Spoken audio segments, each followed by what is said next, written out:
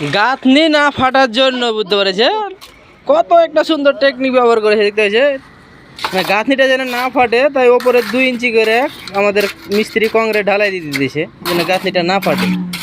আর সিস্টেমটা কত সুন্দর করে দেখতে পাচ্ছেন, দুদিকে পাটটা দেওয়া এবং দুদিকে দুটো কাট মার দিয়েছে যেন ধরা না লাগে। কত সহজ একটা বুদ্ধি দেখতে পাচ্ছেন প্রিয় বন্ধুরা। মানে গাঁথনি শক্তিশালী কীভাবে হয় তা দেখতে পাবেন। আর যারা যারা আমাদের মতন গাঁথনি শক্তিশালী বা মজবুত করতে চাইবেন অবশ্যই আমাদের মতন সুন্দর করে হ্যাঁ আমাদের মতন সুন্দর করে এভাবে করে 2 ইঞ্চি করে ঢালে দিয়ে দিবেন। মানে 2.5 ফিট উঠার পরে মানে জানলার লেভেল করে উঠার পরে 2 ইঞ্চি করে কংক্রিট ঢালে দিয়ে দিবেন, তাহলে আপনার গাঁথনিটা ফাটবে না। অনেকের সময় জানলার পাশ দিয়ে হয়তো একটা ক্র্যাক করতে পারে বা ফাটতে পারে, এই জন্য ফাটবে না। এই লেগে আমাদের 2 ইঞ্চি করে ঢালাই দিয়ে দিতেছি, এই যে আমাদের মিস্ত্রি ঢালাই দিতেছে।